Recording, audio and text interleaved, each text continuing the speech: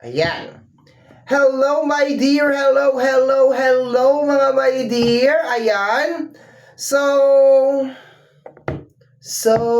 it's you.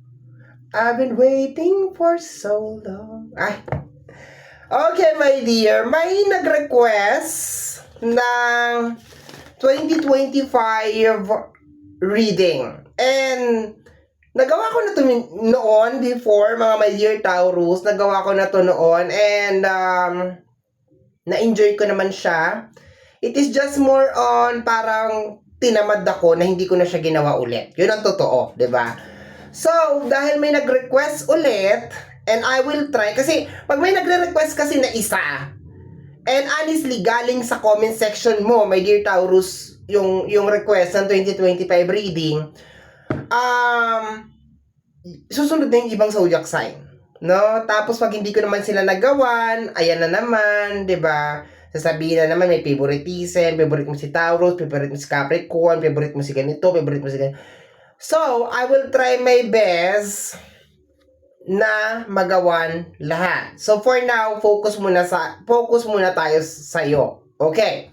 So, ang reading na to, para makuha natin ang overall energy ng 2025, is kinakailangan natin maglatag ng card bawat buwan from January to December 2025. And then, mga my dear Taurus, pagsasama-samahin natin yung energy, okay? Titingnan natin if 2025 will be a good year for you, if 2025 or 2025 will be a bad year for you. Tingnan natin, my dear Taurus, okay? So, reminder, mga my dear Taurus, na ang gagawin natin ngayon ay general reading, so hindi to 100% na magre-resonate para sa inyong lahat. So, please, mga my dear, lower your expectation pagdating po sa mga general reading. Okay. Let's go, my dear Taurus. 2025. Wow. My dear Taurus, start tayo ng January. Okay? January 2025 para sa ating mga my dear Taurus. January. Okay. The Page of Sword. Okay. Ano kasama sa ilalim? The Hangman. Okay. So, Hangman is energy of situation. Ganun ang mangyayari, my dear, ha? Pag medyo malabo yung energy na lalabas sa buwan, titingnan ko yung ilalim yung kasama niya. Okay. So, ang nakukuha ko, my dear, sa energy ng January is nasa isang sitwasyon ka, of course, na posibleng hindi mo gusto, pero parang sinasabi ng universe sa'yo, my dear, sa January na hindi naman talaga ganun ka-bad. There's a tendency, my dear, na pag lumalabas si Hangman kasi, my dear, ibig sabihin na doon ka sa isang sitwasyon na yun kasi meron kang matututunan.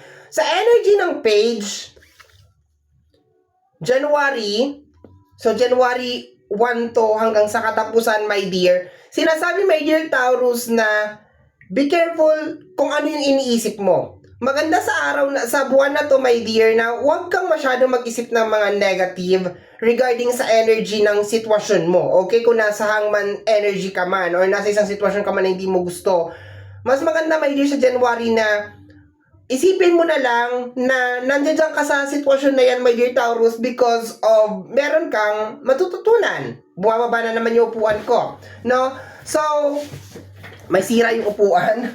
Ayan. So, mahirap kasi, my dear, na hindi natin gusto yung sitwasyon, tapos nagko-complain, parang gano'n na nakukuha ko, nagko-complain about your situation. So, parang iwasan natin yan sa January, yung complain. Kumbaga, i-embrace na lang, mga my dear Taurus, yung new year, new beginnings, umpisa ng buwan. Kasi, sabi pa nga nila, di ba, pag nalulunisan, di ba, yung Lunes, isang linggo na yan. Parang ganon. So, try to make sure, my dear, na ang January is very positive ka lang. Na nandito ako sa ganitong sitwasyon, o kaya ako to nararanasan kasi meron pang gustong ipakita sa akin, meron pa ako mga kailangan matutunan. Ganon na nakukuha ko, my dear. Okay. So, hindi naman siya ganun ka-bad, my dear Taurus, okay? It is just more on be careful kung ano yung mga iniisip mo. Or wag ka masyadong complain ng complain. Okay, just enjoy the process, parang ganon. And be positive kahit na negative yung nangyayari o hindi mo gusto, sabihin na lang natin yung nangyayari, my dear Taurus. Parang sa January, isipin mo na may dahilan kung bakit ako nilalagay dito. Hindi mo malalaman, my dear, na mainit ang kandila hanggang hindi mo na-experience yung pain. Parang ganon na lang siya, my dear, okay? So, ngayon alam mo na kung bakit ayaw ko gawin to kasi January pa lang, paus na ako. Okay, let's go tayo. February. February para sa ating mga my dear Taurus 2025. Nakalihis tong card na to. Ito, kunin ko nga. Okay. The Five of Wands. Okay? So, ang energy ng Five of Wands, hindi yan maganda. Okay? So, mark this parang ganon. The Full card. Okay. So, Full card is energy of new beginnings, my dear Taurus. So, February, maglalabasan yung mga tao, or mga energy, na ayaw ka mag-umpisa. Or ayaw nila, my dear, na makita mo yung new beginnings. Parang nakukuha ko, my dear, is ayaw nila na mag-full card ka. Ayaw nila na mag-new beginnings ka. Yun na nakukuha ko dito. So, there's a tendency, ewan ko, nakukuha ko rin yung energy ng mainit ang ulo, parang ganon. So, sa February, iwasan mo, my dear, na maging mainit din ang iyong ulo. Yun na nakukuha ko. Or, huwag kang gumawa ng mga action, my dear, na padalos-dalos dahil lang mainit ang ulo mo. Kung mapapansin mo, my dear, from January to February, more on pagiging agresibo yung nakukuha ko dito, my dear. So, parang, pero focus tayo, my dear, sa energy ng February. Nasa February, my dear, parang sinasabi na maglalabasan yung mga challenges, mga obstacle, or mga energy na parang ang pinaka gustong mangyari, my dear Taurus, is hindi mo makita or hindi ka makapag new beginnings. Okay, yun na nakukuha ko dito, my dear. Okay. So, kung alam mo naman, my dear, na sayang lang ang oras mo makipag-usap or something, wag mo nang gawin sa February. No? Parang, wag na. And kung mainit ang ulo, once again, wag nang magsalita muna. Na magpalamig muna ng ulo, mga my dear Taurus, no? Punta ka muna sa isang sulok or magkulong ka muna sa kwarto mo, 'di ba? So, hindi siya maganda kasi posibleng meron mga away na mangyari sa February, my dear. Posible naman, my dear, na hindi sa iyo to. Posibleng mga sa tao, sa paligid mo. Posible naman ganon. Okay? Okay. Let's go tayo sa energy ng February, March. Let's go. Energy ng March. Mga my dear Taurus, energy ng March. Okay.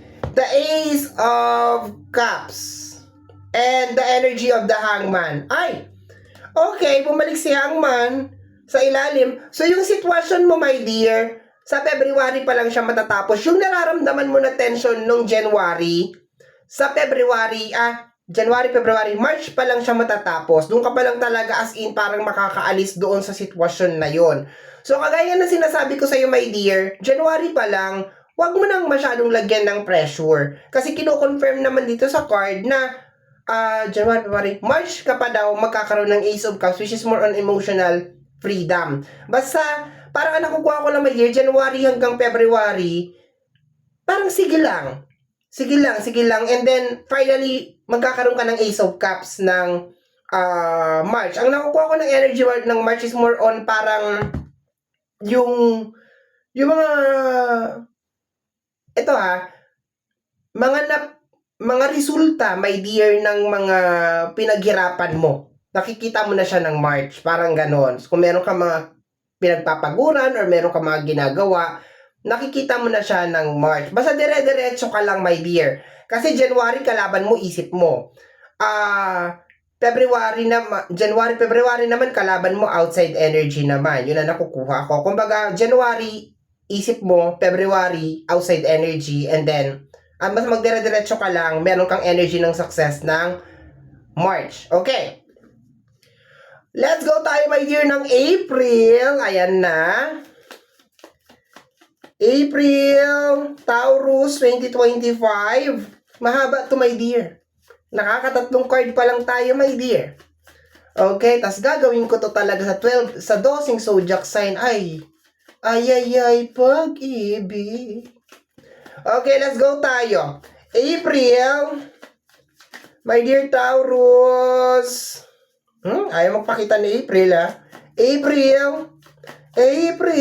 Ayan to na. We have here the energy of the Ten of Pentacles. Ay, stable energy, blessing, sobrang ganda. Okay, the Knight of Sword. I can feel na ang March mo and ang yung April is very, very nice sa 2025, my dear. Emotional freedom, blessing. Yan, oh. I think meron ka talagang achievement, my dear, ng March and then April. And ang ganda ng energy niya. Okay? Alam mo yung parang mayaman na energy. Parang ganun. Okay? So, kaya pala, my dear, nung February, ayaw ka nila magpatuloy. Ayaw nung outside energy na magpatuloy ka. Kasi, di ba? Ganda nung March at saka nung April. Okay. Sa energy ng night, this is just more on very aggressive na thinking.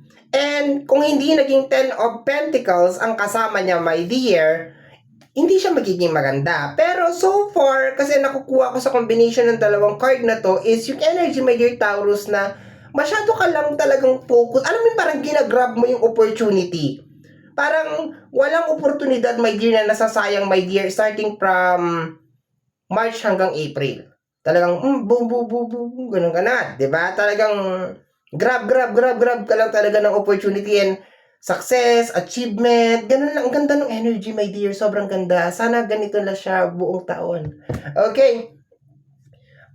Let's go tayo ng April, May. Mayroon bang mga pagsasabi? Okay. May, my dear Taurus, May.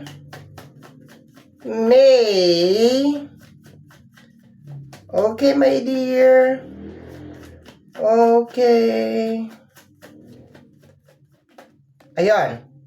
Uy! Tarararan. Ang ganda na ng reading eh. Ayaw ko na dagdagan. Parang ganon. Energy of Page. Page of Pentacles, okay? Sometimes, Page energy is connected sa energy, business energy to. Something new, something, alam mo yon. Kasama niya is, okay, the Nine of Swords. Okay, May, nai-stress, I can feel na parang stress siya, my dear. Okay? So, sabi ko nga, my dear, hindi siya, di ba? Hindi naman, okay. So, I guess, my dear, parang yung iba sa inyo, my dear, ay meron mga stress. Una, kung paano mag-i-start ulit. Diba? Parang alam mo yung energy, my dear, na sabi ko sa iyo, diba, March at saka April, ang saya, diba? Pero hindi naman kasi siya ganun eh. Ang buhay kasi natin, my dear Taurus, is masaya, tapos malungkot, masaya. Yung iba sa inyo, mga my dear, parang nahihirapan, my dear, na mag-start. Okay? Or parang nahihirapan i-maintain kung ano tong magandang nangyari ng March at saka ng April. Sabihin na lang natin ganon. Sa energy kasi ng page, ang nakukuha ko is, parang marami sa inyo mga my dear Taurus ang gustong mag-start.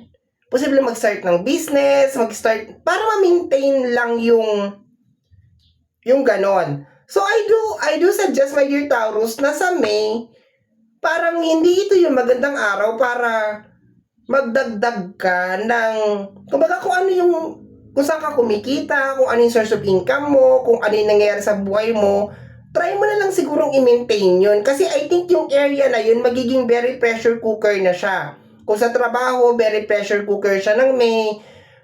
Kung sa business, very pressure cooker din siya ng May. And birthday month mo to. Month mo tong May na to, kalahati ng May is yours, kalahati is Gemini. Ganon din ang April, kalahati sa'yo, kalahati ay Aries. Pero yun na nakukuha ko, my dear.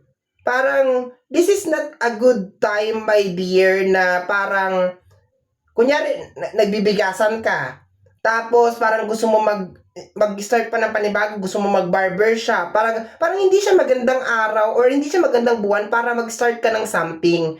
Kasi magkukos lang siya ng stress, parang magpapatong-patong yung stress. And, yung energy ng May is more on parang maintenance nung mga magagandang nangyari ng March at saka ng April. Kuha mo. So, posibleng May, hirap ka makatulog, ganon. Okay, stress, overthinking, ganon. Nape-pressure ka, gusto mo umpisahan yung isang bagay, so on and so forth. So, pag naramdaman mo na siya, my dear, ng May, wag mo na muna ipagpatuloy kung ano yung mga gusto mong gawin. Stop ka muna, relax ka muna, focus ka muna kung ano yung mga nasa harapan mo, ganon. Okay, so, May, June. Let's go tayo ng energy ng June. What is happening? Ayun. Nag-flip siya. The energy of judgment. Okay, judgment card ng June. The 5 of Pentacles. Okay. So, ang nakukuha ko, my dear, is normally, pag nagsama ang judgment and Pentacles, ito yung parang typical na merong mangyayari. Pero ang nakukuha ko na energy, my dear, ng June, it's more on parang kinakailangan ng matapos yung circles na nangyayari sa loob ng pinansyal. Parang merong nauulit na naman na rotation sa loob ng pinansyal. Okay, yun na nakukuha ko. So, kung babalikan natin, my dear, yung reading, maganda yung March at saka yung April. Pagdating ng May, nagkakaroon ka na ng pressure na ma-maintain yung magandang energy na yon. And sinisigaw, my dear, ng June, na parang kinakailangan ng pagbabago sa loob ng pinansyal. Kinakailangan ng change sa paghawak ng pera, sa paggastos, yun na nakukuha ko, my dear. So, ang June, my dear Taurus, is energy ng posibleng disciplinary action, pagkontrol sa pera, paggawa ng paraan kung paano matatapos yung nagte-trigger na kung bakit nagkakaroon ng problema sa pera. Yung parang ganon. So, yun lang ang energy ng June na kailangan matapos na tong cycle na may kinalaman sa usapin ng pinansyal. Parang ganon. Okay? Let's go tayo. July. At least, nagkakaroon ka na, my dear Taurus, ng konting pasilip sa kung ano yung mangyayari sa 2025. Pero once again, this is a general reading, so hindi to magre-resonate for everybody, mga my dear. And tarot card is just only for guidance. Ikaw pa rin talaga, my dear, ang gagawa ng iyong life. Okay? So, let's go tayo sa July. My dear Taurus, July energy. July. Okay? The Ace of Wands. Okay? Partner ng ating Ace of Wands, dalawang alas mo, my dear. And the Queen of Wands. Okay? Ang nakukuha ko sa July is change. So, finally, my dear, nakagawa ka ng desisyon ng June. And ang daming changes, my dear, ng July, posibleng change of location, change ng bahay. Nakukuha ko rin yung mga may nagbebenta ng mga properties sa sa buwan na to. Change of trabaho, change of profession. Parang nakukuha ko, my dear, na parang nilalayo mo yung sarili mo. I think siguro dito sa negative na energy na nagkukos sa'yo kung bakit paulit-ulit yung problema mo sa usapin ng pinansyal, okay? Pero ang daming changes na nangyayari ng July. Change of work, change of environment, change of bahay, meron din ako nararamdaman, my dear, na mga nagbibenta ng property or mga gamit, garang ganon. Parang nagbabagong buhay ka, parang ganon na nakukuha ko. Dalawa ng alas mo, my dear, for 2025. And this is energy of Ace of Cups and the Ace of Wands. Ace of Cups sa energy ng March and Ace of Wands sa energy ng July. This is a clear indication, my dear, na kasi ang madalas mong hinihintay is yung pera. Bigla ang pagbabago sa pera. But so far, dahil itong 2 alas pa lang nandito, my dear, expected po, my dear, sa 2025 na ang pinaka-focus, my dear, ng pagbabago sa life mo is more on emotion. Kung paano mo gawin yung mga bagay-bagay, kung paano ka, sabihin natin, magdesisyon, no? Hindi naman ace of pero is more on emotion kasi madalas, my dear, emotion kasi ang nagdudulot ng mga maling desisyon sa'yo.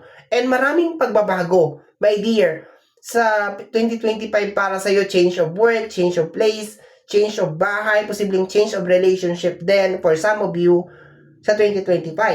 Kasi, ang nakukuha ko is parang nagtatanggal, my dear, ng blockage, no?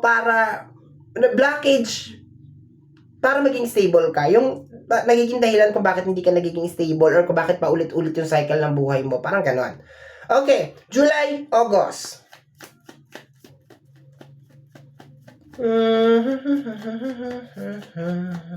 Diba? Kung gagawin ko to sa lahat ng zodiac sign, bawa naman ako. Ay, arte. Okay, let's go tayo, July. August. Sorry. August.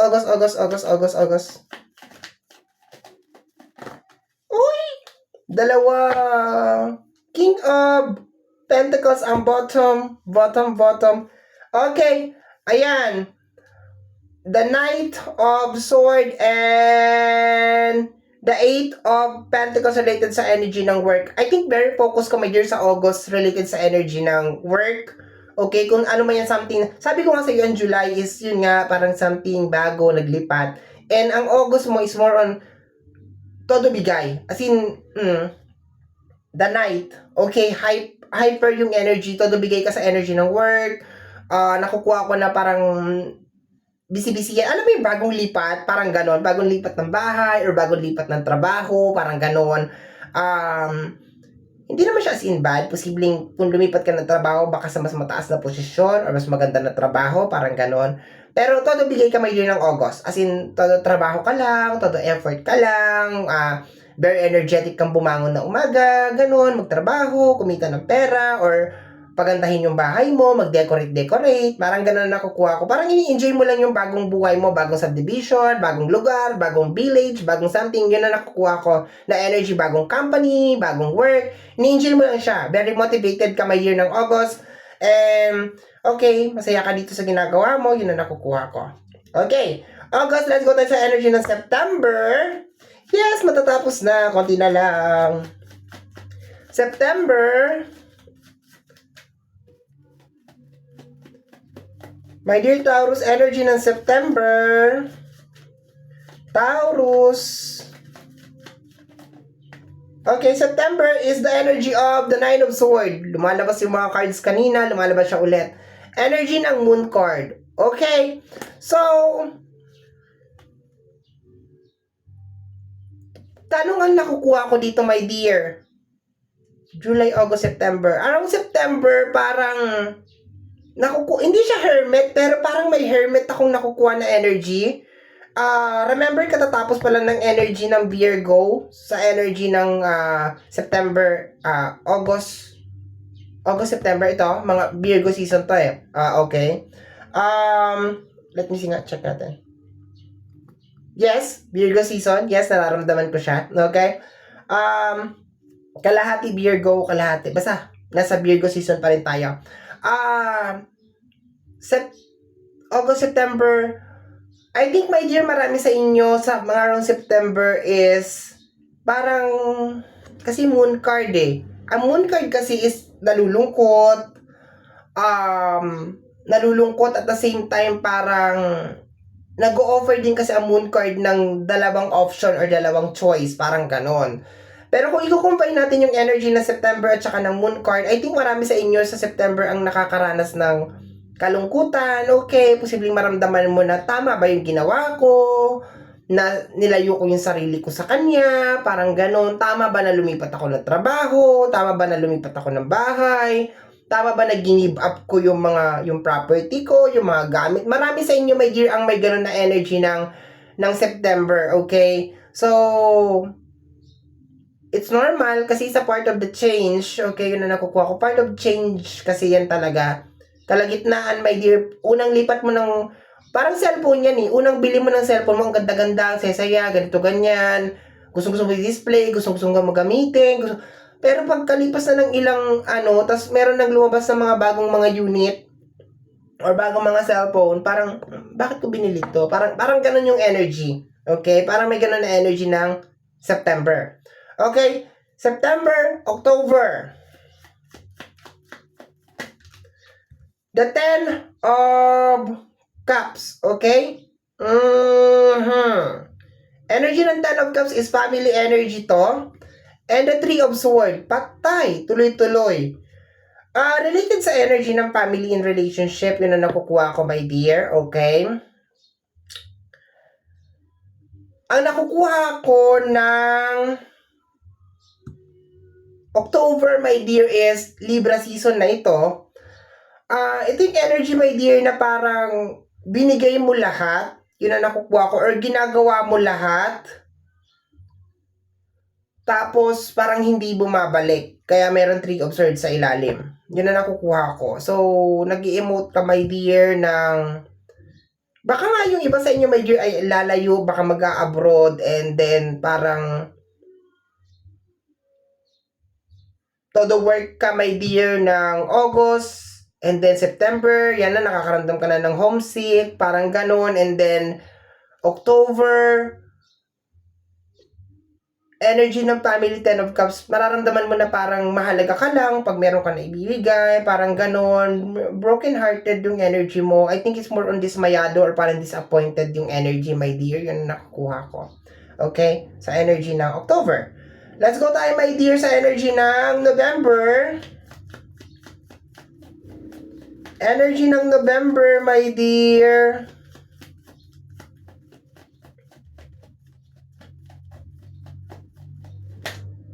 Ito daw. The Hangman. Ay! Bumalik tayo ulit! Bumalik tayo ulit ng January. Bakit? My dear, manghilig mo sa paikot-ikot na cycle, no? Yung paulit-ulit, ayawan ko sa'yo. The Queen of Wands, okay? So, November, my dear, parang gusto mo ulit bumalik. I will be very, very careful, my dear, ng November kasi there's a tendency na baka meron ka mga balikan na energy ng past. Remember, nag-new beginnings ka na, nagbenta ka na ng mga gamit, lumipat ka na ng trabaho, lumipat ka na ng bahay, or kung ano man yung ginawa mo, my dear, nag-abroad ka na. Tapos nagpakalayo-layo ka na, tapos nakaramdam ka ng kalungkutan, nag-i-emote-emote ka ng October, September, October, and itong energy na to is parang meron kang gustong balikan na November. And kung di ako nagkakamali, parang gusto mong balikan yung energy ng January. Yung nagkakos sa'yo ng stress. Yung binigyan ka ng warning na kaya ka nandiyan kasi meron pinapakita sa'yo. Doon January, remember, kanina nag-start tayo. Kaya ka nandiyan kasi meron gustong ipakita sa'yo. Kasi, ang naging partner nun is yung energy ng Hangman. Okay. And I think naman, my dear, nakita mo naman kung ano gusto ipakita sa'yo ng universe, ng ating buong may kapal. Kaso nga lang,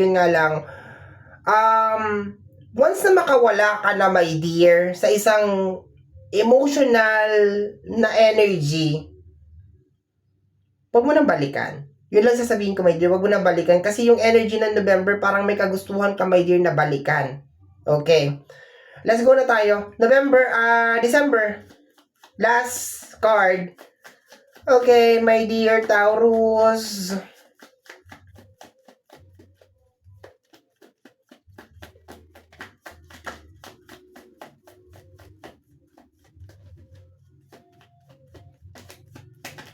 Ito daw. The Four of Pentacles. And the energy of the Chariot. Okay. Ang December, my dear, is energy na hirap ka makapag-decide. Kasi remember, may mga energy na babalik ng November. Guguluhin ka nito, my dear. Okay, yun na nakukuha ko para makapag-desisyon ka. Okay? Pero sinasabi, my dear, na paglabanan mo to, okay? Kung meron ng mga taong babalik or meron ng mga eksena na parang paglabanan mo, my dear, you need to move forward. And I think, my dear, wala pa yung 2026 ha, pero parang ang nakukuha ko, my dear, is ang energy ng 2025 is parang tinuturuan ka, my dear, na walang permanente. Na maski minsan gaano mo kamahal ang isang tao or kahit gaano ka gusto mo yung isang bagay, kailangan mo siyang i-let go. And as long, my dear, siguro na ma-master mo yung energy na yon, you will be okay. You will be fine. Yun na nakukuha ko lang, my dear. And continue ka. And walang bigla ang swerte, my dear, ng 2025 for you. Yes, meron mga changes, meron mga transformation, pero nasa sayo pa rin talaga, my dear, yun kung gusto mo ipagtuloy-tuloy, dire-diretso. Okay? So, yes. Hello, ano daw? So, my dear, mag-start na naman ako ulit, no? So, my dear, yan ang iyong reading para sa yung 2025, di ba? Nahilo na ako, my dear, sa sobrang haba ng reading na ito. Somehow, my dear, kung nagustuhan mo to, especially kung napadaan ka lang, don't forget to subscribe. Pakiclick po ang notification bell para ma-update ka sa aking mga upload. And free to like, free to share, free to comment sa lahat ng ating mga videos. Once again, my name is RJ, also known as Apo J. Maraming salamat po, and until next time, bye-bye! Thank you, my dear!